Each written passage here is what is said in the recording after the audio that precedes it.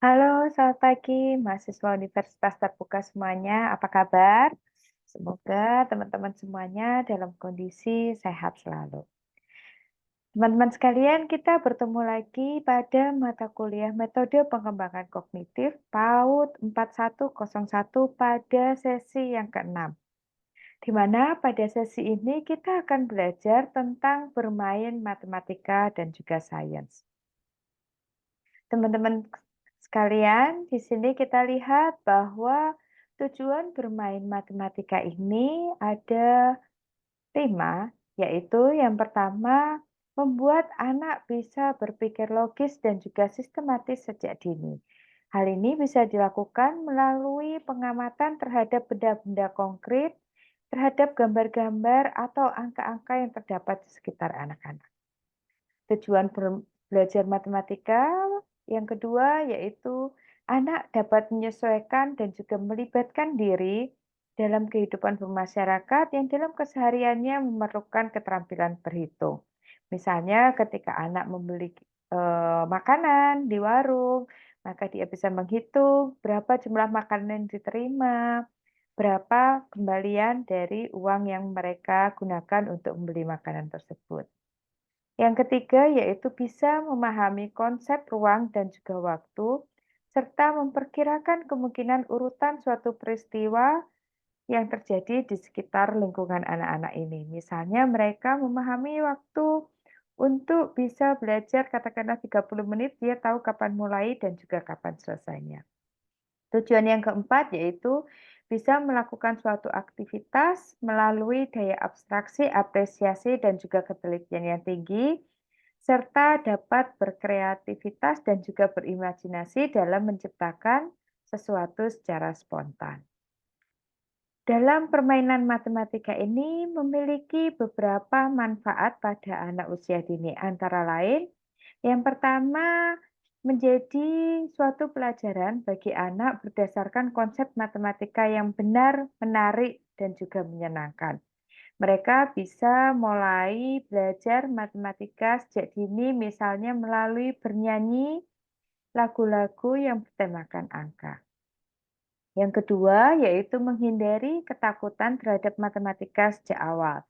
Seperti kita ketahui, matematika terkadang menjadi pelajaran yang menakutkan bagi anak-anak karena dia memiliki tingkat kesulitan tersendiri.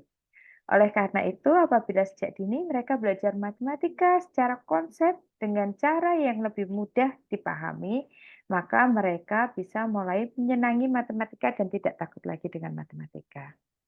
Yang ketiga, manfaatnya yaitu membantu anak belajar matematika secara alami melalui bermain.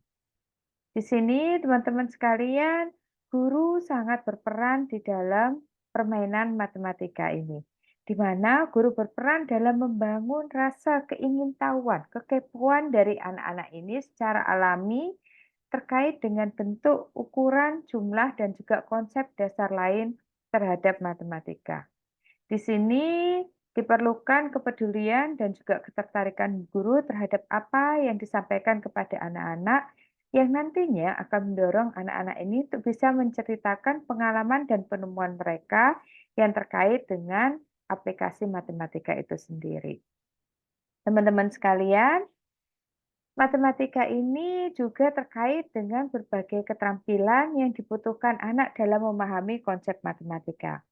Seperti menyusun pola atau gambar yang disebut juga sebagai patterning, kemudian melakukan penyortiran atau pengelompokan, misalnya dengan meletakkan benda-benda yang berbeda di ruang bermain supaya anak terdorong untuk mengelompokkannya. Misalnya yang warna merah dengan merah, yang warna biru dengan biru, atau yang segitiga dengan segitiga, yang lingkaran dengan lingkaran, yang persegi dengan persegi. Kemudian yang ketiga, manfaatnya mereka bisa mengurutkan dan juga menyambungkan antara satu dengan yang lain. Misalnya, anak mulai dengan tidak lebih dari 3 benda, dimulai dari yang konsep sederhana terlebih dahulu. Kemudian mereka, anak-anak ini juga memulai belajar tentang konsep angka. Misalnya berapa jumlah dari teman-teman yang hari ini memakai baju warna merah gitu. Jadi belajar tentang jumlah, tapi semuanya dari lingkungan yang ada di sekitar anak-anak di sekolah. Kemudian mereka juga belajar tentang pemecahan masalah, di mana pada pemecahan masalah ini mereka memahami untuk mempraktekkan matematika dengan cara logis untuk memecahkan suatu masalah. Misalnya, pada saat santai mereka memahami bentuk dari segitiga atau persegi, kemudian bentuk dari benda-benda yang lain. Sehingga dalam pemecahan masalah ini anak juga belajar tentang berkonsentrasi, di mana mereka harus belajar fokus dan mengetahui bagaimana cara mengukur dan juga membuat suatu estimasi. Kemudian mereka berlatih secara rutin dan juga menggunakan contoh kosakata yang dapat menunjukkan estimasi seperti kira-kira, ini lebih besar, lebih kecil, dekat, dan sebagainya. Teman-teman sekalian, dalam permainan matematika ini terdapat pengaruhnya bagi perkembangan anak. Yang pertama yaitu dengan permainan matematika akan berpengaruh terhadap perkembangan sosial dan emosional anak. Contohnya, anak mendorong anak untuk lebih berani dan memberi dukungan atas usaha anak terhadap analisis atau alasan matematika yang sedang, diungkapkan oleh anak. Bagaimana caranya? Yaitu dengan memberi kesempatan pada anak untuk belajar bersama dan juga membuat kelompok kecil di pusat, pada saat mengerjakan matematika. Yang kedua yaitu terkait dengan perkembangan kreativitas anak, di mana mereka diajak untuk berpikir lebih kreatif dalam menyelesaikan masalah yang terkait dengan matematika. Kemudian terkait juga dengan perkembangan fisik dan juga persepsi visual dan spasial, perkembangan kognitif juga karena akan mengupayakan agar anak-anak bisa melakukan pemecahan masalah sesuai dengan pengalaman anak-anak ini sendiri. Demikian teman-teman yang disampaikan terkait dengan pembelajaran matematika. Kemudian terkait dengan bermain sains, di sini ada beberapa hal untuk bisa mengembangkan kemampuan anak dalam bermain sains. Yang pertama misalnya dengan eksplorasi dalam permainan sains.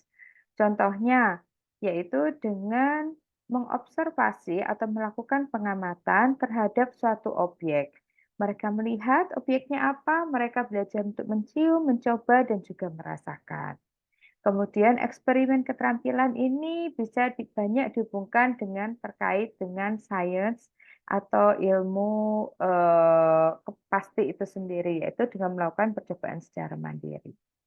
Hal kedua yang bisa dilakukan yaitu mendorong anak untuk melakukan kegiatan sains.